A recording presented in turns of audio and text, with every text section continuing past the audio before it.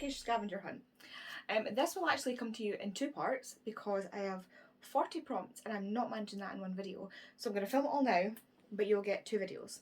I currently have Marloes, Katherine and Siobhan watching me as I'm filming this, which is really embarrassing. But they've given me the prompts. I've got prompts from most of my friends who I'll list below, because if I try and rattle off everybody's names, it's not going to happen. So basically, what's going to happen is I've got this bag full of prompts from everybody. I have 40 prompts in here. I'm going to pick 20 for this, and I have basically to find a book on the prompt thing as quickly as possible. I was going to time this, but I've now realised I have nothing to time myself with. So yeah, we're just going to try to do this as quickly as possible. So, first one. A book that reminds you of a swimming pool, and that's from Alice. Okay, a book that reminds you of a swimming pool. Right. What's it? What reminds me of a swimming pool? Like something. I mean, okay. I don't know if this is cheating or not, but Salt of the Sea by Recipities. There's the water on the bottom, so I'm gonna go with that. Because there's water in the swimming pool, and kind of spoiler for the book, right at the end. So if you don't want to hear anything, just mute me until I put this away. But so spoilers now. The daughter of one of the characters becomes an Olympic swimming champion. So this one for Alice's prompt. Okay, prompt number 2. Prompt number 2. I'm just going to put that there. Prompt number 2 from Tori is a book that made you cry. This one's easy. Nice and easy. So, book that made you cry. It is, I'm just going to grab this one because I can't find the other one. Do I need to explain myself? Because it's Song of Achilles by Madeline Miller. I don't think anybody needs to ask why this made me cry, because it destroyed me. So this was a nice quick one. Thank you, Tori, because some of them are not that kind. Okay, prompt number 3. Prompt number 3 is from Marloes, who, by the way, gave me 10 prompts for this. So Marloes is doing the most. A book with an author's name or title with the letter Z in it. It's right here. Aha. Marcus Zusak. Zed Zuzak. So again, that one. Oops, we're not dropping books here. So yeah, that one is another pretty quick one, which is good that was sitting right there. Okay, number 4. I need to make sure I keep an eye on this. 1, 2, 3, 4. Yep. So number 4 is from Bobby. A book that made you laugh. A book that made you laugh. I'm going around here for this one.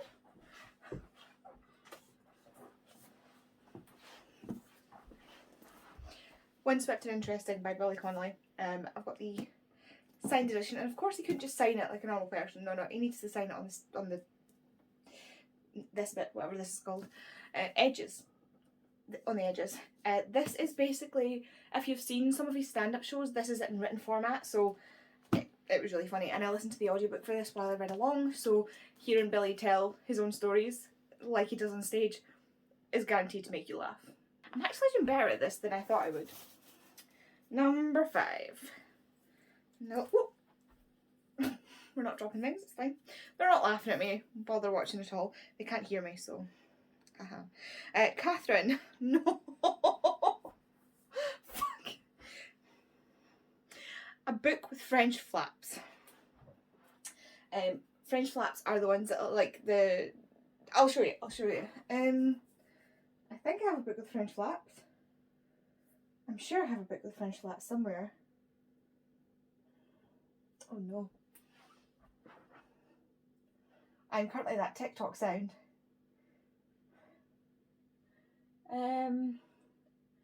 No, I know I have one.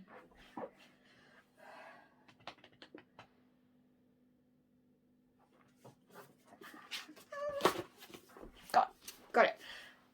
The Silence of the Girls by Pat Barker. And this is what a French flap is. So it's like the, so like, you know how hardbacks have like the dust jacket goes round the actual hardback. French flaps are like that, but there's no hardback. It's just the flap basically. Becca, stop laughing. Okay, so what are we up to? 1, 2, 3, 4, 5. So this is number 6. Number 6. This is Pia's pick. A book Hamish would like. A book Hamish would like. Hamish is a dog. Hamish is my dog, if you don't already know by now. So what would Hamish like? I know.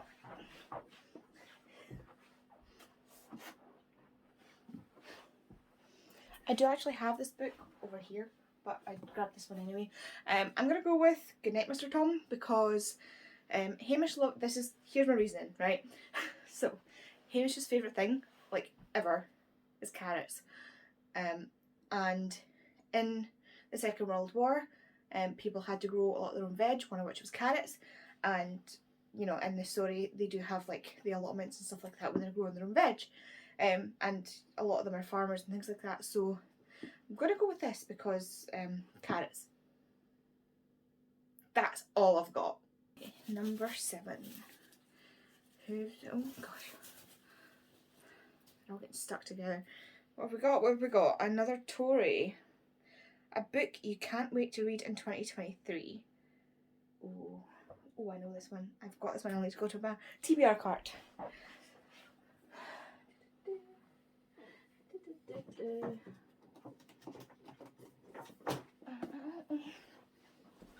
Okay, so that'll be Her Fierce Creatures by Marloes. I plan to do a reading vlog for this entire series. This is the last book in the series. I've got all the series down here. I don't know if you can see that far down. All of these are basically this one series, and this is the last book. And because I've read the series out of order, what I'm doing is I am going to reread it all in order and then read the last book, and that'll be the first time I read this book. So this is probably the most excited I am for a book that's on my TBR shelf already to read next year, and apparently smack myself in the face with. Okay, number 8. Number 8. Here's this. So we've got Pia again. A book with 2 people on the cover. 2 people on the cover. Is this her? No. No. 2 people on the cover. This one is harder than I expected. 2 people on the cover. There's got to be somebody watching this screaming at me because they can see a book that I can't. This one? Yes. So, Dreamland Burning. We've got 1, 2 peoples. And this is actually a book I was talking about the other day because it has deckled edges. But yeah, so it has 2 people on the cover. Oh yeah, the book next to it is called The Twins of Auschwitz. Twins being 2 people, that probably would have worked. Oh well, right, what's next? So this is 6, 7, 8, so this is number 9. Number 9. Oh, I've got 2. I'll put that back in. Okay, number 9. Tori, again, a book with purple on the cover, not just the spine. So I asked her what this meant, and what she means is a book that's like all purple, not just the spine is purple and the rest of it is a different colour. So, all purple. Is this white? It's white. That's pink. Loveless by Alice Oseman is purple. I would call that purple, but just for argument's sake, this is also completely purple. Because apparently I have issues with colours. Well, that's not where that goes either, is it? So yeah, this one, Charlie and Harris, Club Dead. It is the third, 1, 2, 3, third in the Yusuke Stackhouse novels. I'm putting them back in as I go because I am not leaving myself a mess to clean up. Okay, number 10. Okay, so a book with gold lettering. That is Marloes. She tried to give me that twice. 1, 2, 3, 4, 5. So that's 20. That's 10. Right, a book with gold lettering. Again, I've probably got a few. No. Well, yeah, but no. There we go. The Betrayal. You can see that. Shiny, shiny. Gold lettering on the cover. This is World War II historical fiction. Right, so that's 10 down. We're halfway there. Halfway there. Number 11. Number 11 is another Tori. The Longest Book You Own. I see it over there.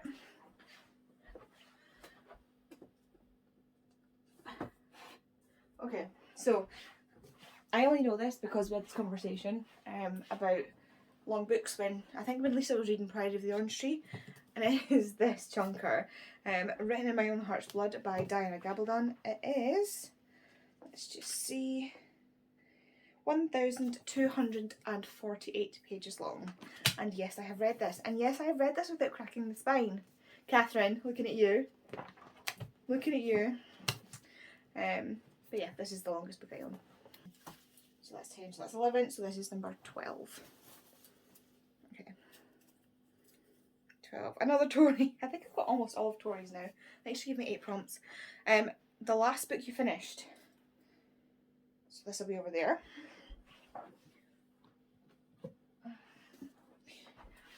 So the last book I finished is The Clanlands Almanac by Sam Hewen and Graham McTavish. This has been my year-long reading project. So it's an almanac, so it runs January to December, and each section is about each month. So I decided that I wanted to read it month by month. So at the start of the month, I've been reading each section, chapter, whatever you want to call it. So I finished this just the other day. It's the last thing I read because I've not read anything since, which is terrible. So we are number 13. Number 13. Some of the ones that I know are in here that are going to be difficult have not come up yet, so that's brilliant. Okay, Smash, a book that reminds you of home. Book that reminds you of home.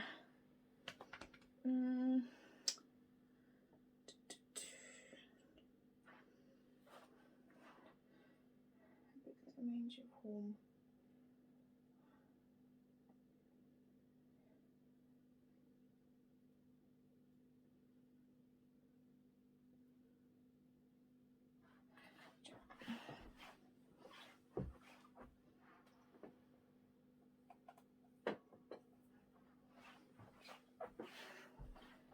Okay, I'm going to go with the whole Narnia Chronicles really, but I've just pulled Magician's Nephew because it's the first one. These are, I mean, look at how old and battered these books are, and I keep my books in pretty good nick. I've had, gosh, how many, I don't even know how many. I mean, this was published in 1998. I've had like 5 different copies, I think, of these books through the years, through some like ups and downs. Like my mum's friend spilled coffee on a set, so they bought me a new set. My auntie bought me a set because she didn't realise I already had a set. I got them for Christmases, birthdays, like. So this was the first sort of series that I read as a child, and read continuously through growing up. And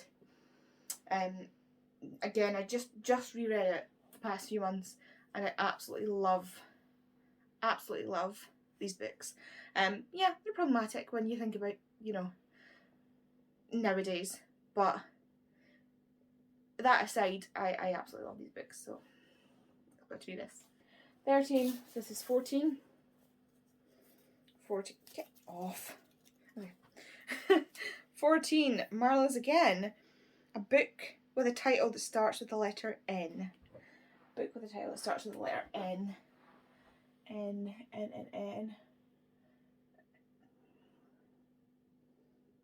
Can I use the near witch? If we're skipping the or oh, Now I Rise. So I mean, the Near Witch by V. Schwab. You've got the, but you know, a lot of the time you skip that. But if not, Now I Rise by Kirsten White. Begins with an N. Okay, we are getting there. That was 14, so this is 15. Tori has joined the watch party over there, by the way, just so you know. Another Marloes. Like I said, she gave me 10. A book by an author you've previously DNF'd. This one I remember considering taking out because I was like, this is going to be difficult, but I'm going to give myself the challenge. So a book by an author you've previously DNF'd.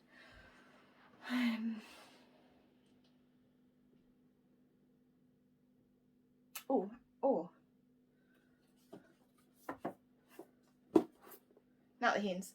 So this is 1,000 Ships by Natalie Haynes. I DNF'd Stone Blind. That's not Stone Blind. I DNF'd Stone Blind. I've put it on my shelves for now, but that is going to be getting unhauled.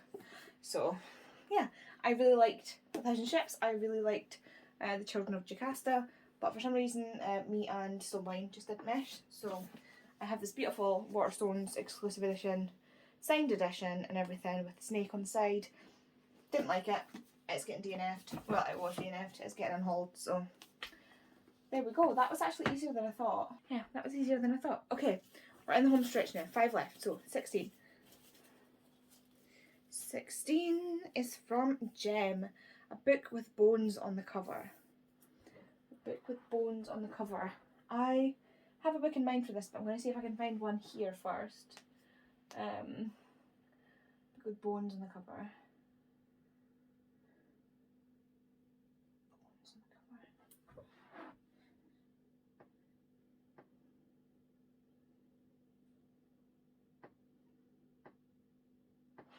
Nope, I'm going to have to go over to here.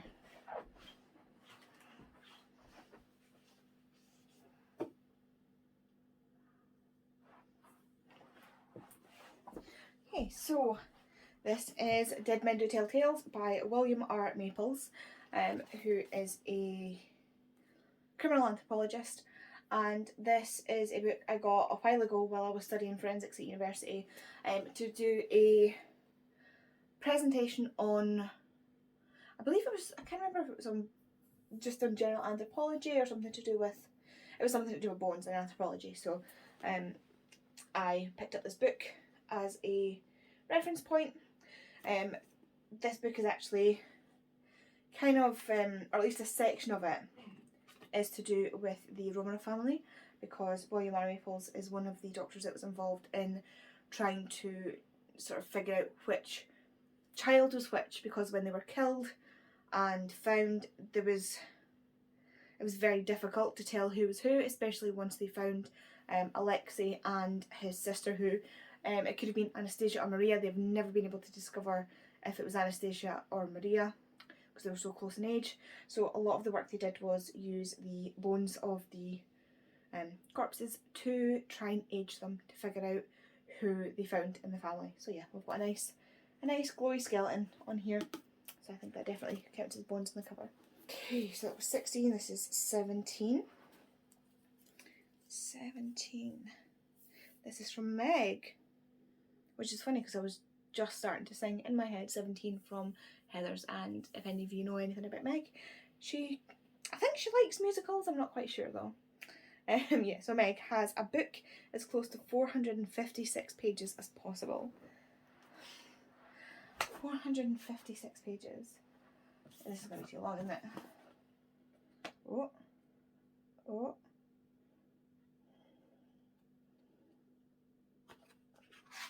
Okay, so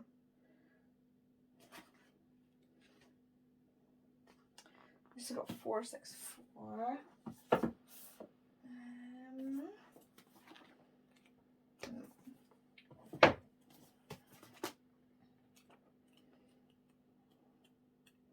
Oh. 451.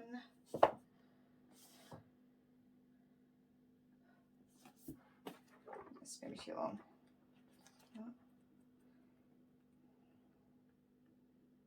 Oh. 460. I think this is the best I'm going to manage. So this is 460 pages. It's the girl with all the gifts. No, I think that's the best I'm going to manage. Okay, right, that is, I'm going to stick with this one. This is 460 pages. It's The Girl with All the Gifts by Emma Carey.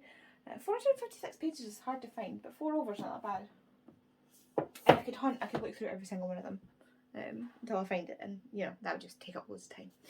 Okay, so number 18. Marloes again. A book that is purple under the dust jacket. Ooh, this one's going to be hard. This one I know is going to be hard. Purple under the dust jacket. As you can see, I don't have many hardbacks, but I'm sure there's one. Purple under the dust jacket.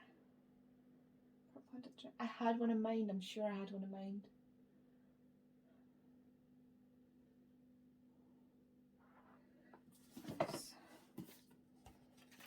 No.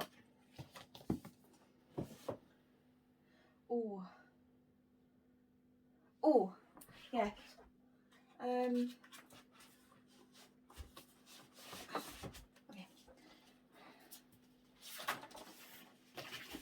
Ta-da! So that is. Oh, okay. Don't ruin the hard jacket cover. On the other side, by Carrie Hope on the other side by Carrie Hope Fletcher, is nice and purple under the dust jacket. It's a nice dark purple as well. It's beautiful. Okay, so that was 16, 17, 18. This is 19. Oh, 2 more to go. So we've got. Oh, this was mine, and I hate myself for it. So someone else asked for a prompt for something else, and I thought somebody thinking that for me. So I was like, I'm going to steal that from my scavenger hunt, and it's to spell Merry Christmas with book titles. Right, ready, steady, go.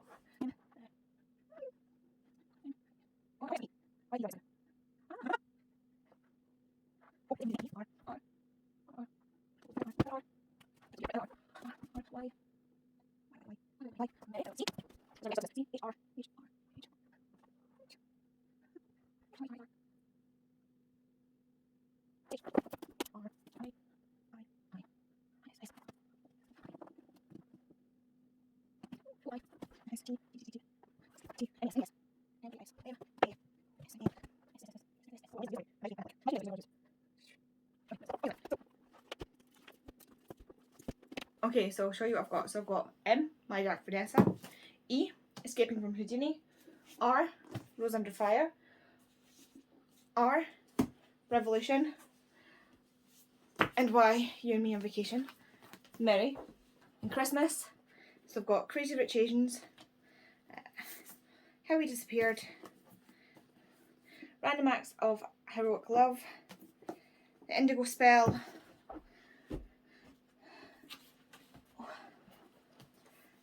Strange the Dreamer, Take a Hint, Danny Brown, The Martian, A Gathering of Shadows, and The Switch. So, spell Merry Christmas. I am not counting these because otherwise that would be damn near impossible, if not completely impossible, and I'm not about that. 1, 2, 3, 4. I've made it hard enough for myself as it is. Okay, so this is the last one. The last one is from Tori, A Book You've Been Gifted. Book You've Been Gifted. There are quite a few, actually. Most of my books at the moment have been gifted. So, The Dark Vault. What's that? No, because I bought that in. Ooh.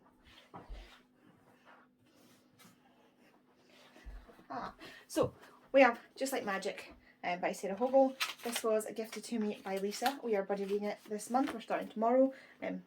You won't see this until after we've already read it, but yeah, Just Like Magic by Sarah Hogle was gifted to me by the lovely Lisa, who, amongst other friends, has been spoiling me this last month. So yeah, but this is the first one that came to mind because, honest to goodness, I can't remember which is which why I keep the notes. That's why I keep the notes. Okay, that is it for part 1 of this 2-part scavenger hunt. Part of me is regretting my choices, but we got there, we did that. I think I did pretty well. You tell me what you think. And thank you to everybody that contributed to this insane part. Part 2 will be up on a different day. So if you enjoyed it, please let me know. If you saw books and you were screaming at me on my shelves, please tell me, because this is really hard when you're actually trying to like do it. You know, when you're actually trying to look, because you panic. I think it'd be worse if I had a timer, but didn't have enough devices to set that up, apparently. So yeah, thanks very much for watching. If you are seeing this and don't want to leave a comment, please leave a little Christmas emoji, so a Christmas tree, a present, something along those lines, for me, so I know you were here. And I hope you have a very good Christmas and happy Vlogmas. Bye!